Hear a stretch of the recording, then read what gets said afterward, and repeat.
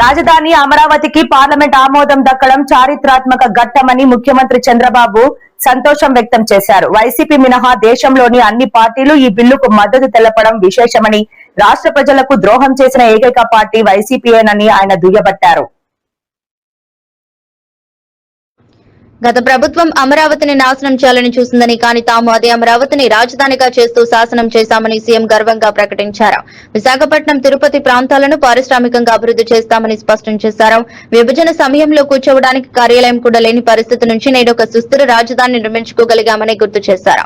11 సీట్లకు పరిమితమైన వైసీపీకి ఇంకా బుద్ధి రాలేదని చంద్రబాబు మండిపడ్డారు. రాజధానిని నిర్ణయించే అధికారం పార్లమెంట్ కు లేదనడం వారి అజ్ఞానానికి నిదర్శనమన్నారు. తెలుగు రాష్ట్రాలు విడిపోయినా తెలంగాణకు తాను ఎప్పుడు వ్యతిరేకం కాదని చంద్రబాబు స్పష్టం చేశారు. ఉమ్మడి రాష్ట్రానికి 9 ఏళ్లు సీఎంగా పనిచేసిన అనుభవంతో 2 రాష్ట్రాల ప్రజల కోసమే హైదరాబాద్ ను అభివృద్ధి చేశానని చెప్పారు.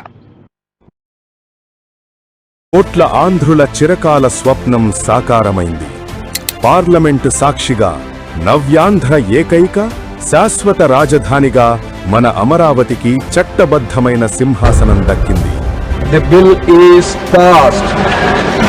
ఇక మన రాజధానిని భవిష్యత్తులో ఏ దుష్టశక్తులు మార్చలేని విధంగా, మరే కుట్రలు పనిచెయ్యని విధంగా దేశ అత్యున్నత చట్టసభ బలమైన రక్షణ కవచాన్ని ఏర్పరిచింది.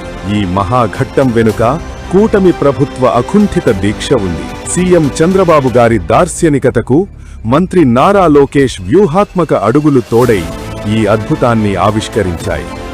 రాష్ట్ర భవిష్యత్తుకు అమరావతి ఆవశ్యకతను కేంద్రానికి స్పష్టంగా కళ్లకు కట్టినట్లు అర్థమయ్యేలా వివరించి, కేంద్ర పెద్దలతో నిరంతర చర్చలతో అమరావతి బిల్లు రూపుదిద్దుకునేలా చేసి, అన్ని పార్టీలను ఒప్పించి అమరావతి బిల్లుకు పార్లమెంటులో సంపూర్ణ మద్దతు కూడగట్టడంలో మంత్రి లోకేష్ చూపించిన చొరవ అసామాన్యం. రేపటి నవ్యాంధ్ర ప్రపంచపటంలో విశ్వనగరంగా సత్తా చాటిన, ఆంధ్రుల రాజధాని వైపు యావత్ ప్రపంచం అబ్బురంగా చూసిన, భవిష్యత్ తరాలు ఈ మహానగరంలో గర్వంగా జీవించిన, దానికి ఏకైక కారణం నేడు చట్టసభల సాక్షిగా కూటమి ప్రభుత్వం నారా లోకేష్ నిర్మించిన ఈ ఉక్కు పునాదే.